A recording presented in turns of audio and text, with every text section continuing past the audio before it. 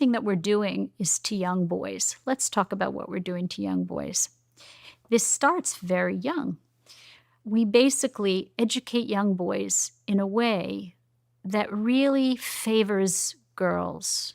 You know, from a very young age, we talk about being able to sit quietly and regulate your emotions and not be aggressive and not be impulsive. And these little boys are being diagnosed with ADHD, many of them just for being little boys. Little boys need to run around. They have a lot of physical energy. They have tons of testosterone. When you're like between 3 and 6, you have a surge of testosterone. And all you want to do is run and jump and play and be outside.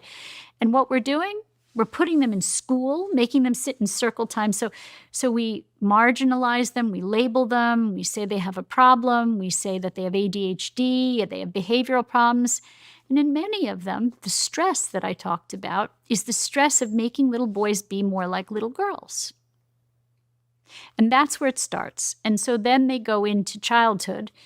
And again, the educational system favors the way girls learn, not the way boys learn. How do boys learn? Boys have attention spans for very short periods of time, and then they need lots of physical activity.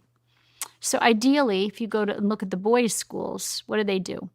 They run the boys like running the dogs in the park. They sit for 45 minutes or half an hour, but then the boys get time off to run around. And then they'll sit another half an hour and then they'll run around. I mean, they have like 4 recess periods a day. And so that's really better for boys.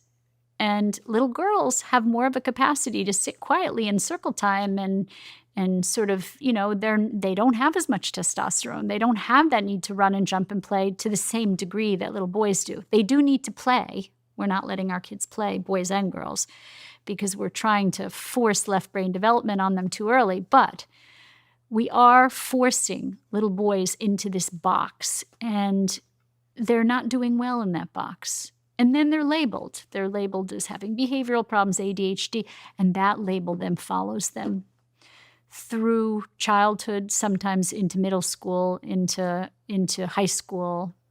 Yeah. What would you change?